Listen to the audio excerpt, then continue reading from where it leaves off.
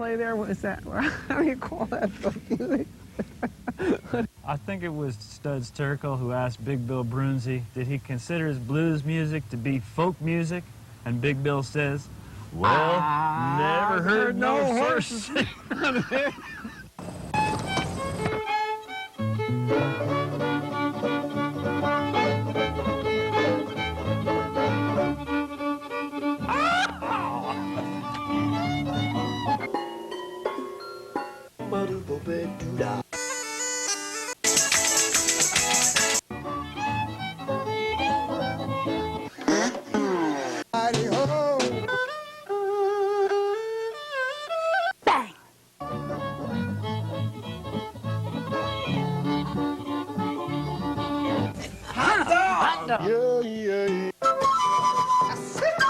Don't hesitate. It could be your ticket to a new tomorrow.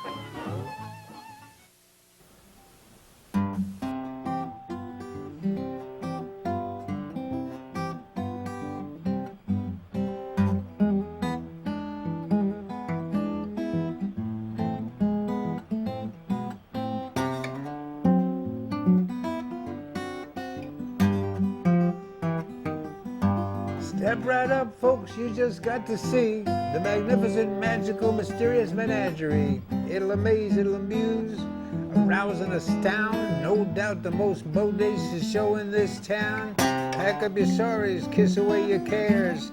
You won't have to worry no more. If you're tired and run down and life ain't worth living no more, you can't hardly drag yourself out of bed like before. You got no health, no vitality, no vigor, no zest. The chief's Indian remedy elixir's the best. Don't hesitate, you don't want to be late. Get there before it's all gone.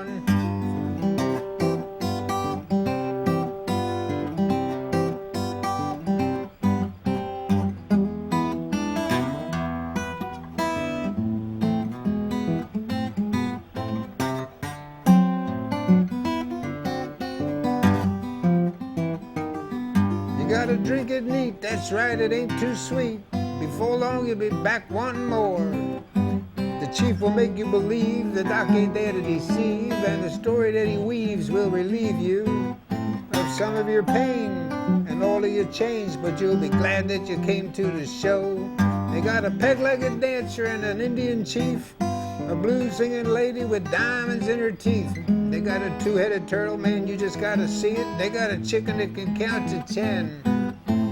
Follow them down to the free show tonight. You don't want to miss it begin. Yeah, step right up, folks, you just got to see the magnificent, magical, mysterious menagerie. Yes, it will amaze, amuse, arouse, and astound. No doubt the most bodacious show in this here town. Pack up your sorries, kiss away your cares. You won't have to worry no more. They got a peg-legged dancer and an Indian chief, a blues-singing lady with diamonds in her teeth. Like I said, they got a two-headed turtle, man, you just gotta see it. A chicken that can count to 10. Follow them down to the free show tonight. You don't want to miss it begin. That's right, step right up, folks, you just got to see the magnificent, magical, mysterious menagerie. Thank you. All right. Thank you very much. The show is Horses Sing None of It. My name is Ralph Litwin, and our guest tonight is Roy Bookbinder. Well, it's nice to see you again. It's been many years. Yes, it has been quite a few years since. Nice to still be around. It is nice to still be around. Yes, sir. Nice to be back in New Jersey. I live in Florida, and I made my way up on a tour up the coast. Been real busy. Thursday I played Jacksonville. Friday I played Savannah. Saturday I played Columbia. Sunday I played Asheville. Tuesday I played Reston, Virginia. Thursday I played, I had a day off. On Friday I played New Freedom, Pennsylvania. Saturday I played at, what day is today? I don't even remember. It's Monday. It's a busy schedule. Saturday I was somewhere else, and Sunday I was right here in Rockaway, New Jersey. Excellent. I wish I could have worked like that when I was 60. Oh, well. Oh, well, it's great to be alive, and now I'm headed into New England. I live in Florida now, and for the last 22 years I've been living with the new wife. She had a house down there. 22 years ago, she took me home to this little cottage. I saw it, and I fell in love with her. I've been there ever since. And now that I'm in my 70s, I stay home all winter, November to, I get home for Thanksgiving, and I head out. I always start my tours with Merlefest in April, and then I head west and do the cross-country tour. Last time I met you, I was living in the bus, I think, but now I live in the wife's house. I still got the bus, and I go out for 6 months. I did the West Coast tour in New England in the fall, and life is good. Got my own record company now. I used to record for Rounder and Flying Fish and all them little companies, and now I got my own record company, Peg Leg Records. And our motto at Peg Leg is, we walk our own way. I actually knew 3 peg-legged dancers, believe it or not. And that's why I put that in my song, you got a peg-legged dancer. And the lady with the diamond teeth, that was Diamond Teeth Mary. She was a classic blues singer we met in a retirement village in Sarasota, Florida in her 80s, about 20 years ago. She's gone now. I put that in that song there, and Peg Leg Sam was my buddy who played harmonica with Pink Anderson and danced in the medicine shows back in the day. Pink Anderson is a good old guy. He made 2 records in 28, and then worked medicine shows his whole life. It was 1970, I met him. He'd retired, he had a stroke and couldn't play, but Peg Leg Sam was still out on the road with Chief Thundercloud's medicine show. A lot of the medicine shows were actually run by Indian chiefs. I don't know if they were really Indian chiefs. I don't know if they were really doctors. But Pink told me at the end they didn't have any good medicine, but they had church ladies drinking alcohol 6 times a day by the teaspoonful, and they didn't care they were sick. It's a lot like, it continues today on your TV and your computer. They're selling all kinds of stuff that's going to make you, and don't ask your doctor, just send $29.99. That's not all, we'll throw in an extra batch. It's a funny world we live in. Nothing really changes, it just gets more difficult to navigate. Next question. Would you like to give us another song? Sure, I'll do you another song. I'm going to do I'll do this one here. This is another one from my first album, my latest album on Peg Leg Records. It's called The Good Book, because my name is Bookbinder.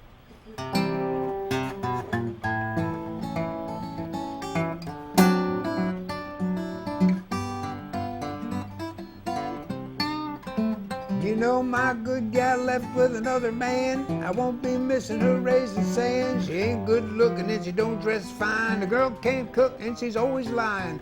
Could have been worse, they say. Could have been worse, you know. Could have been worse, just wait. That's right. She's telling stories on all her friends, who's doing who to what, where, and when. She can't keep her mouth shut, that's for sure. If she hears some trash, just wants some more. Well, it could have been worse, they say. Could have been worse, you know. It could have been worse, just wait. Yeah, it could have been worse, you see. Oh, Picket Roy.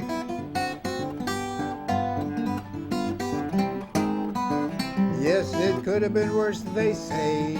It could have been worse, you know. Could have been worse, just wait. Could have been worse, you'll see. She's drinking whiskey and drinking wine, smoking reefers all the time. She gets so high, can't hardly stand, and she can't remember that I'm her man. Could have been worse, they say. Could have been worse, you know. Could have been worse, just wait. Yeah, it could have been worse, you'll see. Thank you, thank you, thank you. Hey. That's a good song there. It's dedicated to my first 2 wives. I saw on your website some story about a guy named Hacksaw. Hacksaw Harney. Hacksaw Harney was the greatest guitar player in the Mississippi Delta, they say.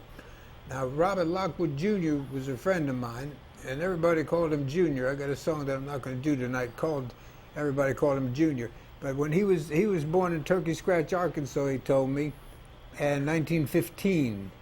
And his mama moved across the river with him, and he grew up in the Mississippi Delta.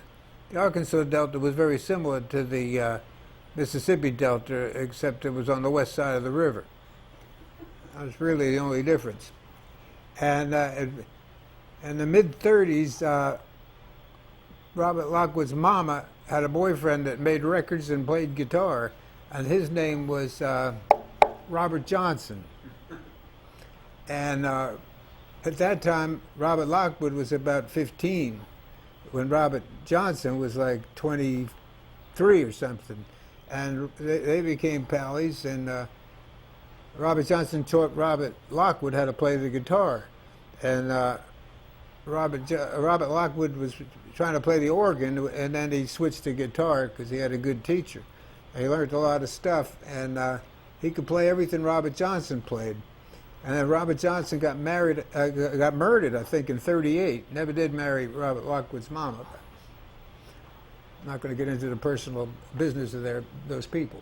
But Lockwood made his first records in '41, and he recorded 2 songs that were very similar to Robert Johnson's style. And he also played with a harmonica player named Sonny Boy Williamson.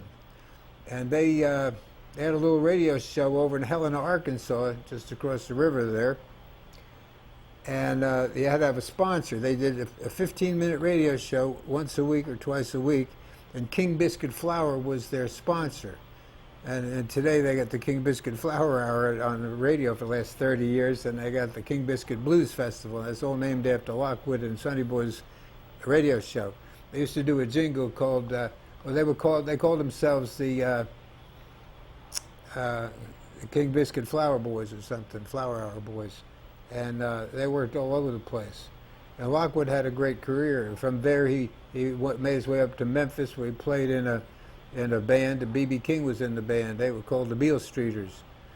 B.B. King actually told me face to face, like we're sitting, he said that when he was still picking cotton in the Delta there, when Mr. Lockwood was on the radio. And on Wednesdays at noon, he'd get a lunch break from picking cotton. He'd run to the shack that had one of them wireless radios with a coat hanger for an antenna. And he always wanted to hear, he didn't want to miss Mr. Lockwood playing the guitar, and he wanted to be a guitar player. So he learned some guitar, and he ended up, when he was a teenager, up there in Memphis with Robert and a bunch of guys, and they had the Beale Streeters. And Robert Lockwood said to B.B., they didn't call him B.B. yet, they called him Riley. That was his name. And he said, Riley, you got a problem with your guitar picking. And young Riley says, well, what's my problem? He says, it's a big problem. He says, you can't keep time.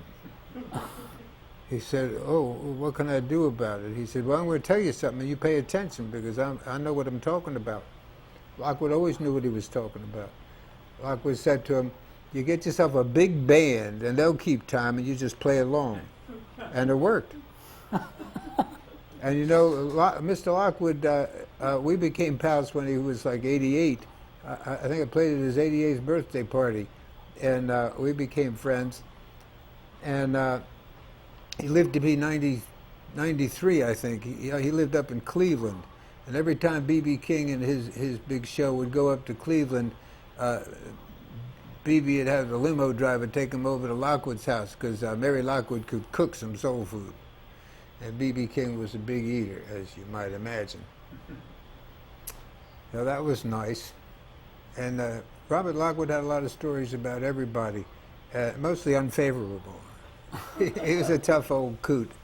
He was a tough old coot. But he was my last old friend. They're all dead now. And it's really weird that all of a sudden you're playing festivals and you're the old blues guy. It's really bizarre. But you got to be careful what you wish for when you're young. You want another song? Yeah. Yeah, I'll give you another one. Yeah, I'll give you another one. I'll do another. I mostly stress my own material now. It's a good thing to do.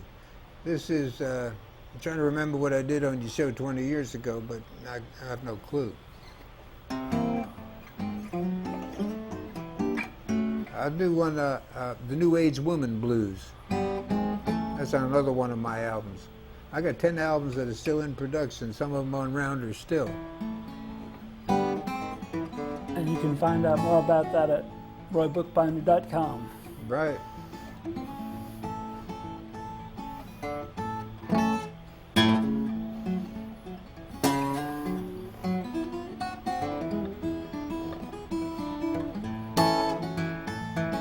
She don't drink and she don't smoke. I don't believe she ever fooled with dope, but watch out, that girl's got them new age ways. If a tarot cards didn't tell her everything, she'd throw her coins and she'd ask I Ching. No need to talk with me, the girl had him. She knows I didn't have no maps of stars and moons or a Chinese guru up in my room. Didn't have tea leaves in my cup to guide my way. She had crystal balls and tea leaves too, and said the gypsy always knew when it was time for her to stay or time to leave. She used to say, Roy, your moon is rising and your sun's going down. She'd check my chart before I left town. Before I met that gal, I wonder how I ever got around. I didn't have no maps of stars and moons or a Chinese guru up in my room. I didn't have no tea leaves in my cup. I said to guide my way. Oh, pick it, Roy. Yeah.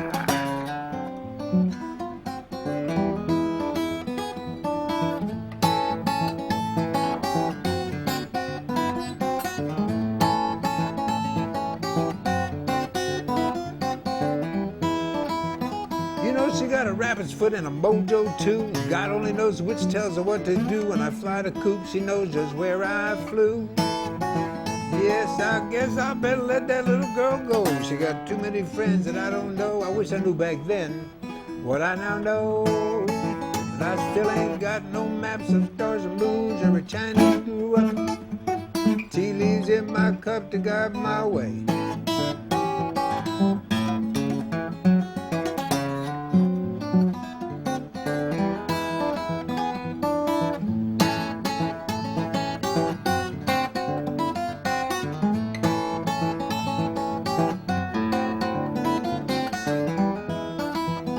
Right, she don't drink and she don't smoke. Don't believe she ever fooled with.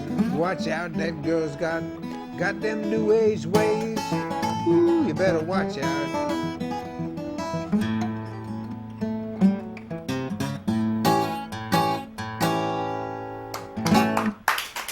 Thank you, thank you, thank you. All right, all right. That's the new age woman blues. I'm not going to talk about my ex-wives. But I lived in the bus for 16 years with the two wives, not at the same time, but I never knew that. I knew that wouldn't work. And now I live in St. Pete, so it's funny how things turn out. But I still love the road. I still love doing it. And it's an amazing country that I could do such a thing. I couldn't do it anywhere else in the world. I've played all over the world. I've been to Australia twice. I've been to every country in Europe. Most of them aren't countries anymore. Last time I was in Europe, I don't like to go to Europe a whole lot. I hate to leave America because it's so easy for me with the tour bus, you know. I got a Sprinter van now with a motorhome inside of it, and it's just really comfortable, and you always sleep on your own pillow, got your coffee grinder, and you know where you're going, and you know how to do it. I got my first motorhome 40 years ago, 1976. It's a bicentennial thing, I guess. Left Greenwich Village. Dave Van Ronk thought I was nuts. He said, he said, you giving up your pad for this? I said, I'm hitting the road, Dave. He said, I give it 6 months. 14 years later, we were playing a gig at a club out in L.A., McCabe's Guitar Shop has a club in the back. And after the gig, he was passed out on my sofa in the motorhome. And we were going to a party. Dick Waterman was directing us how to get to this music party. Libba Cotton was going to be there and all kinds of cool people. And Van Ronk's on the couch laying there, and he says, you know, this motorhome wasn't a bad idea. And it was great. You get to a festival, you got an air-conditioned dressing room with a shower, you know, you got your own coffee pot, you got your, whatever you do, your beer in the fridge or whatever. It's good. It was a good life. It still is. I mean, I did this year. I only work 6 months a year now. I go out, like I said, for the Merle Fest at the end of April, and this year I had 67 cities booked in a 6-month period, and that's pretty damn good. Yes, that is. Yeah, I have a few colleagues in the folk music business that called me up and said they want me to book them. I said, no, I can't do that. I can barely keep my own thing going, but I appreciate your confidence, because I work a lot for a solo acoustic finger-picking folk singer that plays some blues. It's not the most popular music in the world, you know. And everybody says, oh, we only hire singer-songwriters. I said, hey, what blues singer didn't write his own material? I got enough material to do a couple hours now, which is great. And a lot of times, before I had that many songs, people would come up to me and say, those last two songs were the best songs. Who wrote those? And I'd say, oh, that was mine. So it's kind of nice. And when Jorma Kaukonen covered a couple of my songs, that really was a boost. And a lot of Canadian folk singers and U.S. folk singers that you might have never heard of covered a couple of my songs. So it's nice. I make over $100 in royalties every year. I love this country. I got a good song here. I was on the road after I got out of the service in '65. I ended up, a long story, I told it last time probably, but I went on the road with Reverend Gary Davis. He said he'd straighten out my guitar playing. I told him I had $50. He said, I'll carry you the rest of the way to fix your guitar playing up. I said, okay. So we went on the road, and I wrote the song for Reverend Gary Davis, who passed away May 5th, 1972. And a film just came out on Amazon, believe it or not. It was produced by Woody Mann and Trevor Lawrence in New York, a documentary on Reverend Gary Davis' life. It's a beautiful film, and it was shown at film festivals for 2 years, and now it's on Amazon for $19.99. You can download it, you can do whatever you want with it, and it features some of the people that were influenced by him and footage of him at festivals and talking, and his wife. Bob Weir is in there freaking out over Gary Davis. He loved Gary Davis, and Jerry Garcia would have been on it, but he's dead. But he covered a lot of Reverend Davis songs, as did Hot Tuna, Jorma Kaukonen, and Ernie Hawkins, and Davy and Ronk and Taj Mahal, and the Blasters. And when Peter, Paul, and Mary recorded the first song, they heard him singing on 135th Street. They made sure he got paid, and they set up management for him.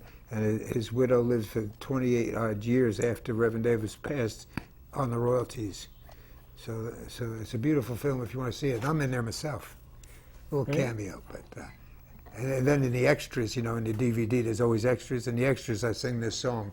It's called The Preacher Picked the Guitar. And this is one that quite a few people have covered. It tells the story of old Gary Davis.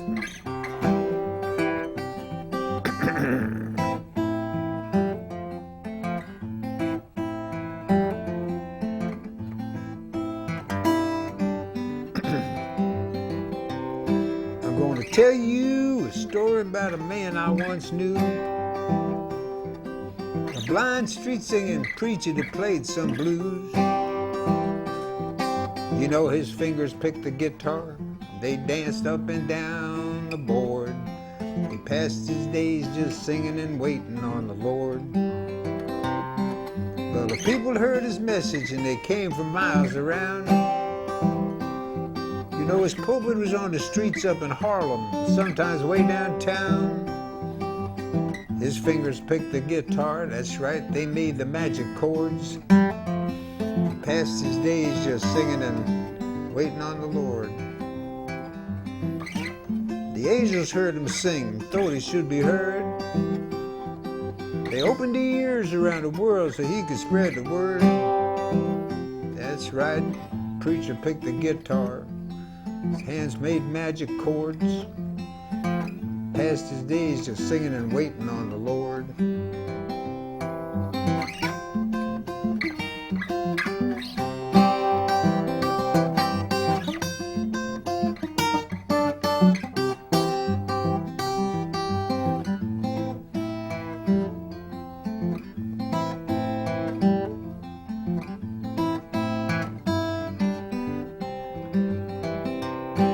Well, he sailed across the ocean to London and to France, thanking Jesus every day for giving him the chance. His fingers picked the guitar, danced up and down the board, passed his days just singing and waiting on the Lord.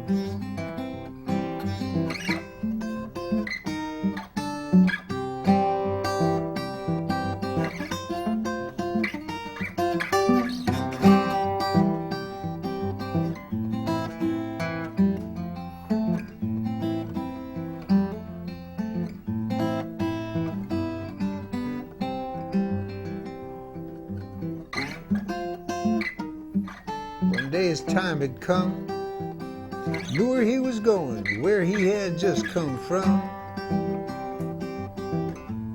Fingers picked the guitar, danced up and down the board, passed his days just singing and waiting on the Lord.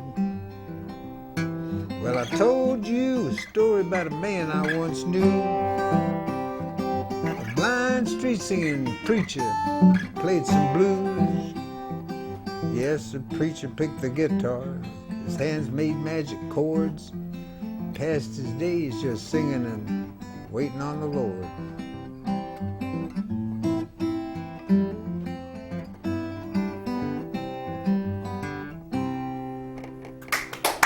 Thank you. Thank you. All right. Here we just have time to say thank you for being on the show and take it out with a little jam session. Okay, thank you. Play some St. Pete blues.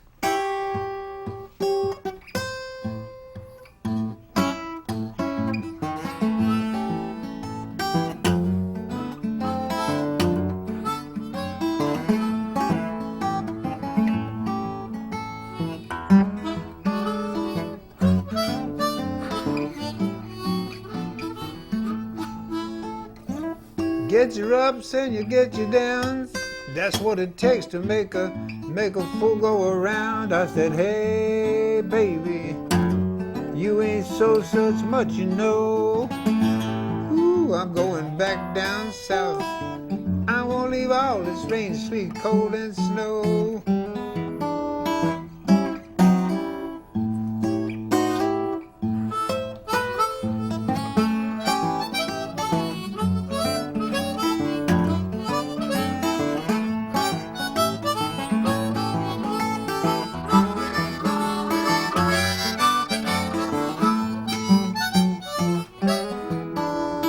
Papa told Mama how it's gonna be. Mama said, Papa, Daddy, you just wait and see. I said, hey, baby, you ain't so such much, you know.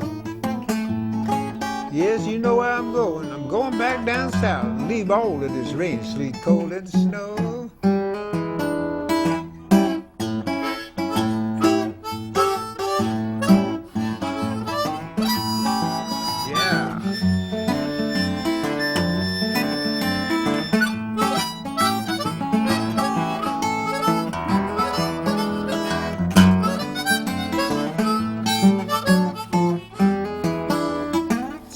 Sorries, you might need one of them someday. Before you move your lips, Mama, you better stop and think what you're about.